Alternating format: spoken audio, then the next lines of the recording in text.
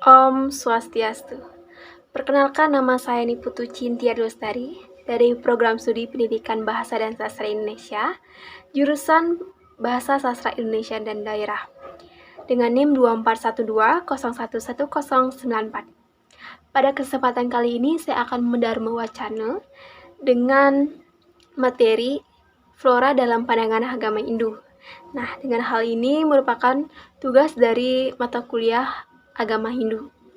Nah, saya akan memulai mengenai flora dalam pandangan agama Hindu. Nah, di mana dalam ajaran agama Hindu, flora atau bisa disebut sebagai tumbuhan memiliki kedudukan yang sangat penting bagi manusia. Nah, tumbuhan dipandang sebagai salah satu anugerah dari Tuhan yang harus dihormati dan juga harus dijaga serta dilestarikan.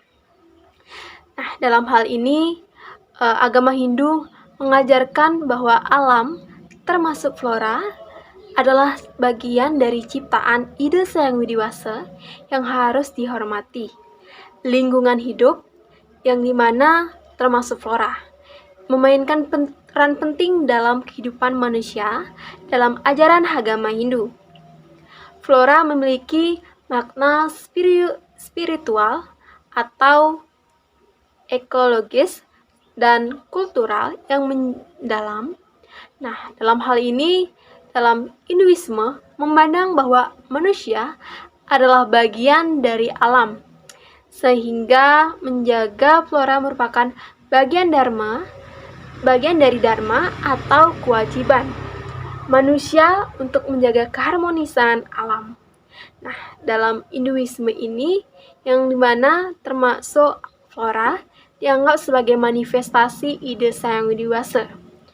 Adapun konsep dari Brahman yang sebagai realitas tertinggi yang meliputi segala sesuatu termasuk pohon, tumbuhan, dan makhluk hidup lainnya. Nah, dalam hal ini, adapun pandangan yang mengenai flora dalam pandangan agama Hindu, yang dimana hal ini bisa disebut sumber kehidupan. Sumber kehidupan ini dalam ajaran agama Hindu, yang dimana flora dianggap sebagai sumber kehidupan karena memberikan oksigen, makanan, serta bahan-bahan kehidupan sehari-hari untuk manusia. Nah, dalam hal ini, pohon dan tumbuh-tumbuhan dipandang sebagai pemberian alam yang harus dijaga oleh manusia. Filosofi ini tercermin dalam prinsip ahimsa, yang yaitu tidak menyakiti. Nah, hal ini mengajarkan manusia untuk hidup selaras dengan alam.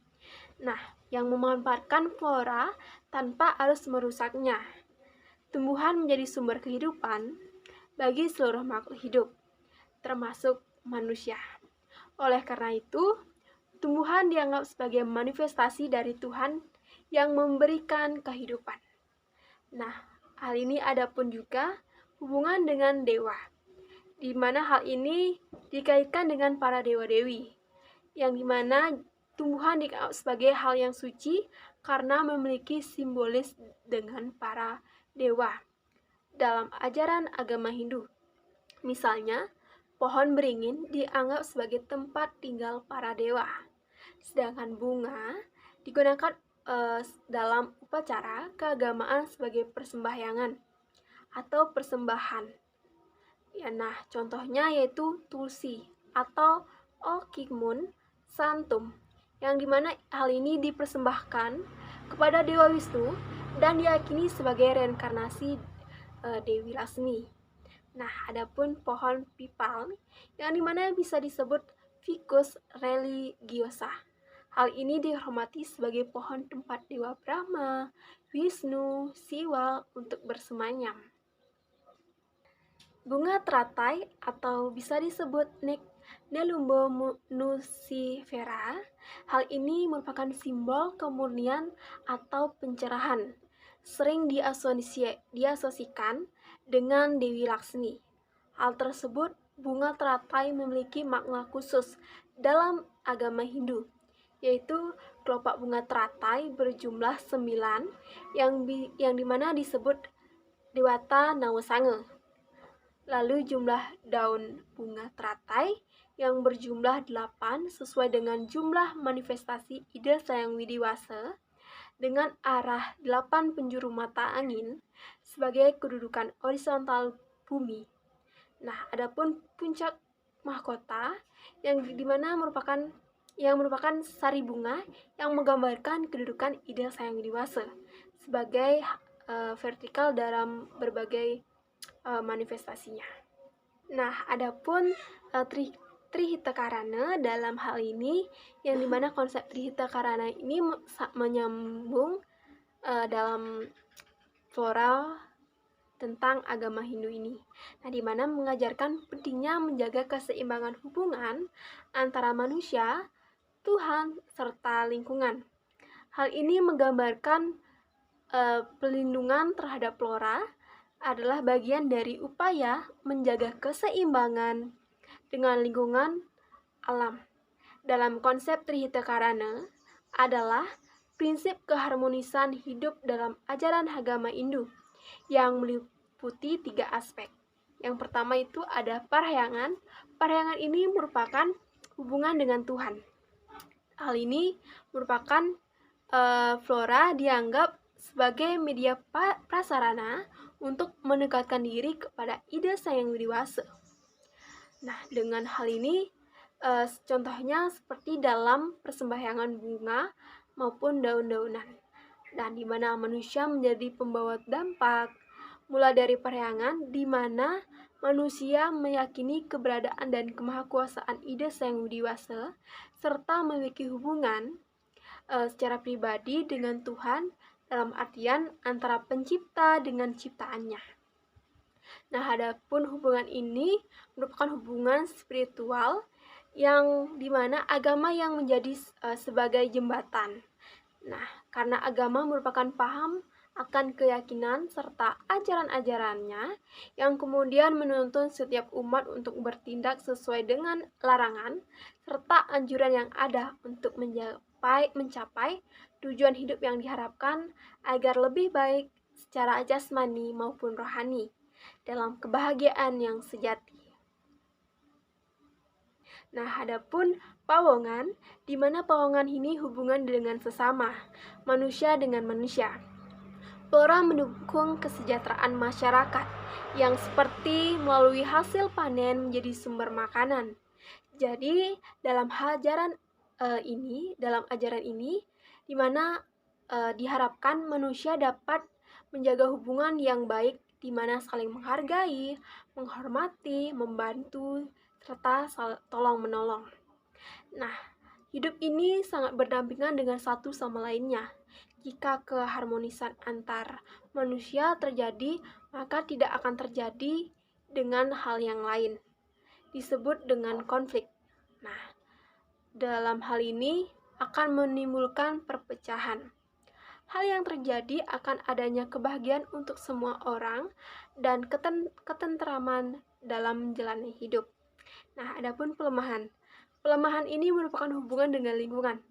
Nah, di mana hal ini kita harus merawat flora atau bisa disebut tumbuhan yang merupakan bagian dari menjaga keharmonisan dengan alam.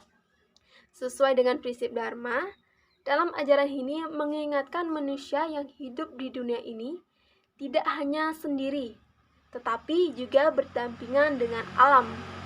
Nah, hal ini keberadaan alam sendiri merupakan rumah bagi manusia yang hendaknya perlu diperhatikan serta dijaga. Serta hal ini jika kita merusak sama halnya kita merusak rumah sendiri. Nah, dalam konsep ini, di mana hal ini bisa dilakukan untuk menghormati tumbuh-tumbuhan, kita bisa melakukan upacara, di mana upacara ini bisa disebut upacara Tumpak Warige. Upacara ini dilakukan untuk menghormati tumbuh-tumbuhan. Melalui upacara ini, umat Hindu mengajarkan untuk menghargai keberadaan tumbuhan atau flora sebagai bagian dari kehidupan. Hal ini dilakukan 25 hari sebelum perayaan Hari Raya Galungan dilangsungkan. Nah, tumbuhan terutama pohon yang memberikan hasil seperti kelapa, pisang, dan lain sebagainya, yang diberi sesaji dan doa sebagai ungkapan rasa syukur kita karena telah diberikan hasil untuk kita, untuk kebutuhan kita sehari-hari. Tujuan hal ini adalah memohon keberkahan agar tumbuh-tumbuhan dapat terus memberikan manfaat bagi kehidupan kita. Nah, pelemahan ini, dari konsep pelemahan ini yang mengajarkan pentingnya kita menjaga kelestarian tanah, salah satunya dengan cara menanam tumbuh-tumbuhan dan merawatnya dengan baik. Nah, adapun manfaat dari pentingnya flora dalam pandangan agama Hindu, di mana flora dalam pandangan agama Hindu sebagai manifestasi Tuhan yang tidak hanya menjadi bagian penting dari ritual keagamaan, tetapi juga mengajarkan manusia untuk hidup selaras dengan alam, menjaga keseimbangan ekosistem, serta menjalankan tanggung jawab spiritual terhadap ciptaan ide Sang Hyang Widi. Nah, di mana hal ini merupakan sumber makanan dan obat-obatan untuk manusia. Tumbuhan menyediakan makanan dan obat-obatan yang dibutuhkan oleh manusia. Nah, sebagai hal itu, di mana lainnya adapun sebagai penunjang kehidupan, tumbuhan berperan penting dalam menjaga keseimbangan serta simbol spiritual. Nah, sekian dari Dharma Wacana saya hari ini terkait flora dalam pandangan agama Hindu serta tugas saya dalam mata kuliah agama Hindu. Sekian dari saya, dan saya mohon maaf jika ada salah kata, dan saya tutup dengan Prama Santi. Om Santi Santi Santi.